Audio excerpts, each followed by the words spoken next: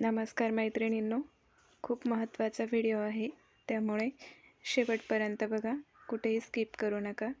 तर हे जे आहे बॉर्डरला पण वर्क आहे, स्टोन वर्क बघू शकता आणि इथे गळ्याला पण हे रेडीमेड असं स्टोन वर्क दिलेलं आहे. तर खूप अशी हेवी वर्क आहे आणि बघू शकता तुम्ही या पद्धतीचे जर ब्लाऊज तुमच्याकडेही शिवायला आले असतील तर तुम्ही अतिशय सोप्या पद्धतीने हा गळा शिवू शकता. तर ह्याचा आपल्याला बलून स्लीव शिवायचे आहे, फुगाबाही.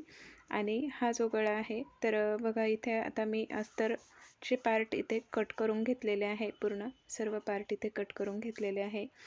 तर हा जो आपला बॅक पार्ट आहे आपल्याला अगदी पेपर कटिंग ठेवून आहे तसाच कट करून घ्यायचा आहे. आता इथे बघा जे आपलं डिझाईनचं आहे ब्लाऊज पीसचं, तर आपल्याला ह्याचा सेंटर घ्यायचा आहे आणि मधोमध आपल्याला इथे हे ब्लाऊज पीस इथे फोल्ड करून घ्यायचं आहे. तर बघा सेंटर आपल्याला व्यवस्थित काढायचं आहे, कारण जेणेकरून आपलं गळा आहे तो व्यवस्थित आपला इथे परफेक्ट बसणार आहे. तर बघू शकता आपण इथे व्यवस्थित ब्लाऊज पीसचा सेंटर काढून घेतलेला आहे आणि त्यावरती आपलं हे कटिंग केलेला जो अस्तरचा बॅक पार्ट आहे तो बॅक पार्ट इथे आपण ठेवून अगदी जसंच्या तसं आपण इथे कट करून घेणार आहे. तर कट करताना आपल्याला अर्धा इंच एक्स्ट्रा ब्लाऊज पीसचं कापड कट करायचं आहे. तर बघू शकता अस्तरप्रमाणेच आपण ब्लाऊज पीसचं कापड पण कट करून घेतलेलं आहे आणि या पद्धतीने आपले जे बाकी पार्ट आहे, कटोरी फ्रंट पार्ट आणि प्रेसपट्टीचे पार्ट इथे ठेवून मी इथे हे कट करून घेतलेले आहे आणि उरलेला भाग आपल्याला बाहीसाठी ठेवलेला आहे. तर बघा इथे डिझाईन आपण तयार करणार आहे. इथे आपला जो अस्तरचा पार्ट आहे तो इथे आपण घेतलेला आहे. आता इथे बघा आपलं जे शोल्डरचं माप आहे ते इथे मोजून घ्यायचं आहे. 5.5 इंच माझं करेक्ट आलेलं आहे. तर इथे बघा मुंड्याच्या साईडला आपल्याला इथे टेप ठेवून घ्यायचं आहे आणि मेन ब्लाऊज पीसवरती 5.5 इंचाचं जे मार्किंग आहे आपल्याला तिथे मार्किंग करून घ्यायचं आहे. आणि जो आपल्याला हा एक्स्ट्रा थोडासा अर्धा-पाऊण इंचाचा जो कापड आहे त्या कापडावरती अगदी आपल्याला थोडीशी नॉर्मल इथे टिप मारून घ्यायची आहे. तर बघू शकता अशी मधोमध मी इथे टिप मारून घेतलेली आहे. आता याच्यावरती आपल्याला अस्तरचा पार्ट ठेवून घ्यायचा आहे आणि जो ब्लाऊज पीसवरती गळ्याचं जे मार्किंग आहे तर बघू शकता इथे गळ्याचं जे मार्किंग आहे आपलं जिथपर्यंत आपली गळ्याची डिझाईन आहे तिथे अस्तरवरती आपल्याला मार्किंग करून घ्यायचं आहे. आता इथे बघा 2.5 इंचाचं इथे मी गळारुंदी घेतलेली आहे आणि इकडे आपण 2.5 इंचाचीच खाली पण गळारुंदी घेतलेली आहे. बॉक्स बनवून घ्यायचा आहे आपल्याला तिथे. आणि इथे बघा नॉर्मल असा मी पानगळ्याचा आकार दिलेला आहे, कारण या डिझाईनला पण थोडासा पानगळ्याचाच आकार आहे, त्यामुळे इथे पानगळ्याचा आकार देऊन घेतलेला आहे. दोन्ही साईडला आपल्या मार्किंग जे केलेलं आहे आपण गळ्याचं ते दोन्ही बाजूला अस्तरवरती इथे मार्किंग करून घ्यायचं आहे या चौकोनात बघू शकता या पद्धतीने. तर तुम्हाला पण असे ब्लाऊज पीस शिवायला आले असतील तर ही अतिशय सोपी पद्धत आहे, तुम्ही नक्की ट्राय करा. आणि कुठलीही डिझाईन अवघड नसते, आपण फक्त ती शांत डोक्याने शिवायची असते. तर बघा इथे जे आपलं टिप मारून घेतलेली आहे तिथे आपल्याला मधोमध अस्तरचं सेंटर आणि जे टिप मारलेलं कापड आहे त्याचं सेंटर दोन्ही धरून इथे थोडीशी हलकीशी आपल्याला इथे टिप मारून घ्यायची आहे.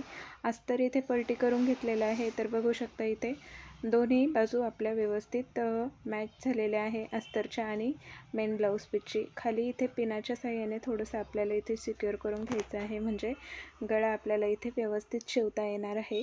तर बघा ब्लाऊज पीसच्या बाजूनेच इथे शिलाई देऊन घ्यायची आहे. तर आता इथे स्टोन वर्क आहे, कुठलीही रिस्क घ्यायची नाही आहे. इथे तुम्ही सिंगल दाब वापरायचा आहे. आता इथे मी जो दाब चालू होता मशीनचा त्यानेच इथे शिलाई देऊन घेतलेली आहे. तर बघा या पद्धतीनेच तुम्ही पण इथे शिलाई देऊन घ्यायची आहे. सिंगल दाब लावूनच शिलाई देऊन घ्यायची आहे इथे व्यवस्थित. तर बघू शकता आता आपला हा गळा आहे शिवून तयार झालेला आहे. तर खालच्या बाजूने पण आपल्याला अस्तर उलटं करून घ्यायचं आहे आणि व्यवस्थित इथे चेक करून घ्यायचं आहे, कुठेही चुन्या वगैरे कापडाला आहेत की नाही त्या बघून घ्यायच्या आहे व्यवस्थित. आणि मगच आपल्याला हे गळ्याचं जे आपलं शिवून घेतलेलं आहे ते कापड इथे कट करून घ्यायचं आहे व्यवस्थित चेक केल्यानंतर. तर बघा इथे थोडेसे क्रॉसमध्ये इथे कट देऊन घ्यायचे आहे आपल्याला. अर्धा ते 1 इंचाच्या अंतरावरती असे थोडे थोडे कट करून घ्यायचे आहे, जेणेकरून आपल्याला हे जे अस्तर आणि ब्लाऊज पीसचं जे कापड आहे ते पलटी करायला सोपं जातं. तर बघा इथे असं थोडंसं प्रेस करून घ्यायचं आहे अगदी हलक्याशा हाताने. आणि इथे बघा आता जे आपण जिथे स्टोनच्या बाजूनेच आपण इथे वरून पण शिलाई देऊन घेणार आहे. तर बघा व्यवस्थित इथे शिलाई देऊन घ्यायची आहे. आता हे स्टोन वर्क खूप म्हणजे खूप हार्ड असं होतं, तर ह्याच्यामध्ये सुई पण आपल्याला व्यवस्थित इथे चालवावी लागते मशीनची, नाहीतर मग एखादे खडे वगैरे सुईमध्ये आले तर सुई पण मोडण्याचे चान्सेस असतात. त्यामुळे अगदी व्यवस्थित आपल्याला इथे गळ्यालाही शिलाई देऊन घ्यायची आहे.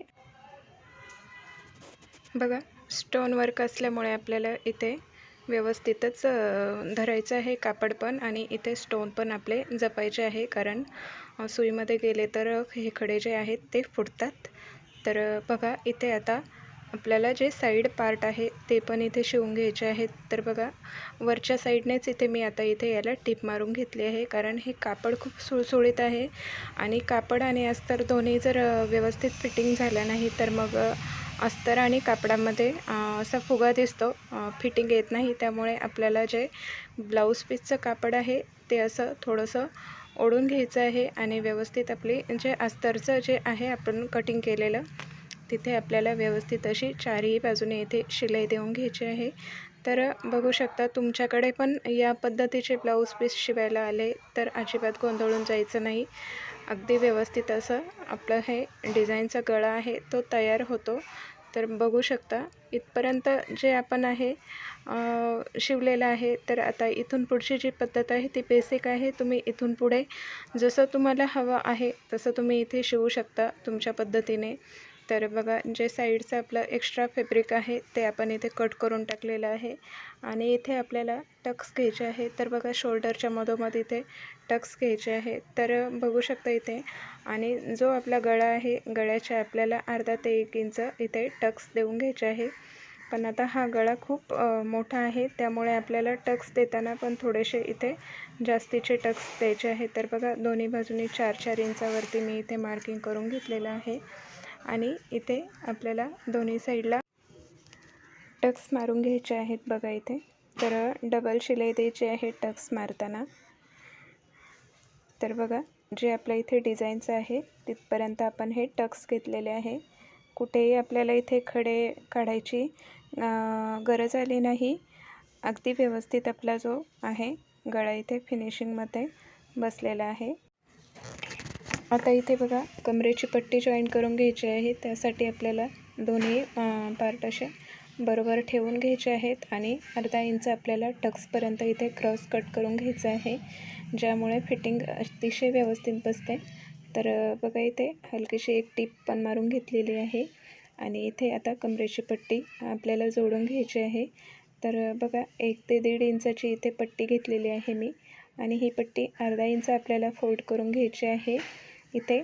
तर तुम्ही तुमच्या पद्धतीने इथे पट्टी जोडू शकता, पण ही अतिशय सोपी पद्धत आहे. या पद्धतीनेच तुम्ही कमरेची पट्टी इथे जोडू शकता. तर बघा दाब टीप देऊन घ्यायची आहे आपल्याला एक याच्यावरती, आणि एक फोल्ड करून घ्यायचं आहे कापड असा पट्टीचा, आणि परत एक थोडंसं कापड फोल्ड पट्टी करून परत एक आपल्याला इथे टीप मारून घ्यायची आहे. तर बघा तुम्ही इथे हात शिलाई पण करू शकता किंवा इथे डायरेक्ट टीप पण मारू शकता, त्यामुळे आपला इथे वेळ पण वाचतो. तर बघू शकता हा आपला तयार पार्ट आहे, अतिशय सोप्या पद्धतीने शिवलेला. तर बघू शकता व्यवस्थित आपला हा गळा शिवून झालेला आहे. तर व्हिडिओ कसा वाटला कमेंट करून नक्की सांगा, आणि पुन्हा भेटू अशाच एका नवीन व्हिडिओमध्ये. तोपर्यंत धन्यवाद.